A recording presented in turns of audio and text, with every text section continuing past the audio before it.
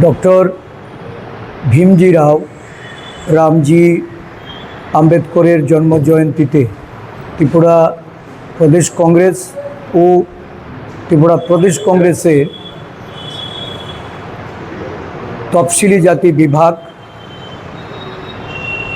আমাদের পশ্চাৎপদ বিভাগ এবং সংখ্যালঘু বিভাগের পক্ষ থেকে আমরা প্রণাম জানাই।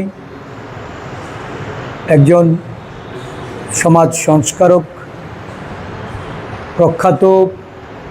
আইনজীবী, ভারতবর্ষের সংবিধান প্রণেতা রূপে যিনি সর্বজন বিদিত,